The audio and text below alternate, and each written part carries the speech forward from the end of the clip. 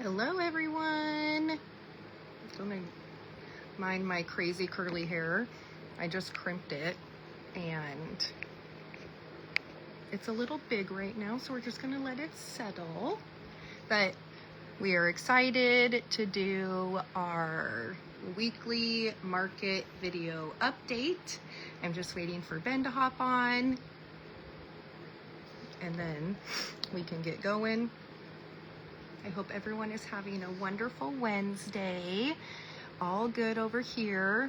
Just been dealing with some sickness going around, and it's so crazy how many people have the flu or other things. So I'm gonna bring Benjamin on the camera.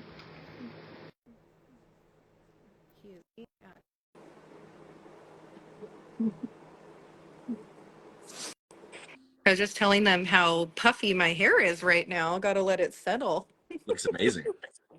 I knew you would say that. You're my biggest supporter.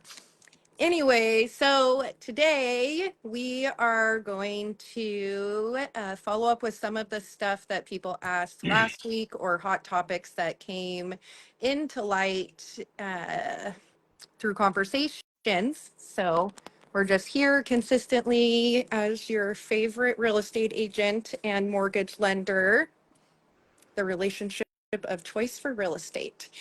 Moving on. So today we are going to talk about the weekly real estate market update. Ben's going to talk about things in the mail that you may receive and go over what that looks like. And then we're going to talk about interest rates and total debt and see if that someone sounds like you and what your future options are. So it'll be a short one today, but we're here. So I just wanted to remind everyone as we get started that no matter what life circumstances happen for Ben or I, we both are here for you and want to help you with any real estate need or any vendor need, any financial question, whether you are looking for someone to help with your wealth building conversations or anything. So we're just here. We're all a part of it, and we're going to grow together and learn together and always available. We may not answer right away like normally, but we will get back to you within 24 hours. So don't think we're too busy for you. We hear that sometimes. We are never too busy to help our friends, family, or referrals. Okie doke. In the market. Okay, so I'm looking at King County first. It looks like the pending price to list price ratio hadn't changed. It's still at 100% this last week. Pending with multiple offers is down 2% today versus this last week. Pendings with inspection addendums is down 1%. That's so small that I don't really think that makes a big difference. Escalation addendums are still being used, but not a ton. I think with the new changes of the escalation addendums, I think that people sometimes our agents are steering away from that because they don't have proper training. Pendings with finance addendums is up. So people are starting to get mortgages more than using cash. And then let's take a look at it for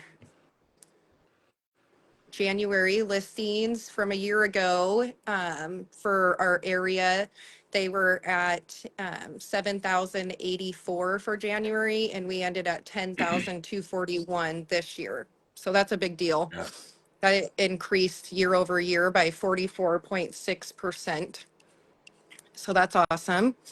There was an increase in, let's see, pending sales. Last year to this year was 5.3%. So the market is moving, which is awesome.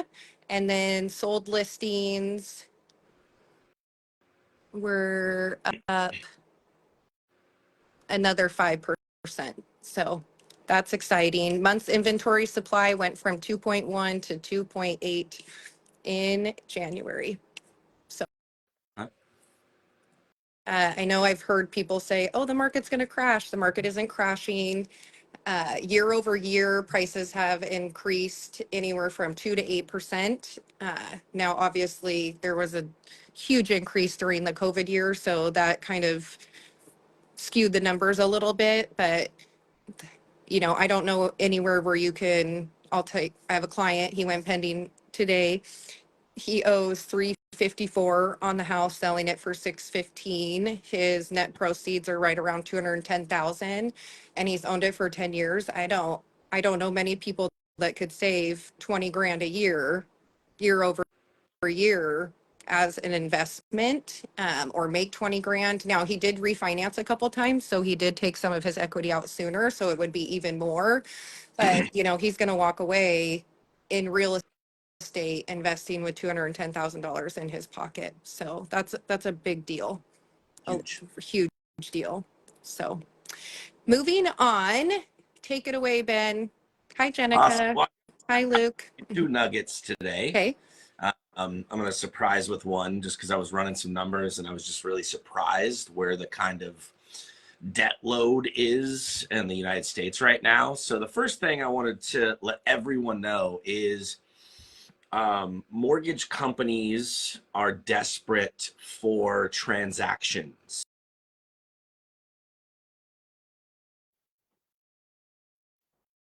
And pretending to be basically like it's their company. So it'll say RE Fairway or RE Future First or RE Wells Fargo. It'll say whatever that is. And the RE is not meaning it's from that company.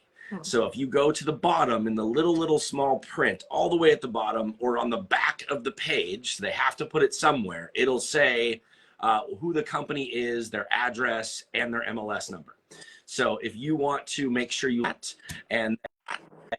make sure if they say something like, please respond by this time, or it's a one-time offer, or, if I'm going to personally reach out to you or my company is, you're going to get a phone call or an email because we have your information. If you're getting something in the mail, 9 times out of 10, if not 10 out of 10, it is not something that you should be responding to. It is a drip campaign. It is something to try to sell you. It's a phishing attempt, and you need to be very careful.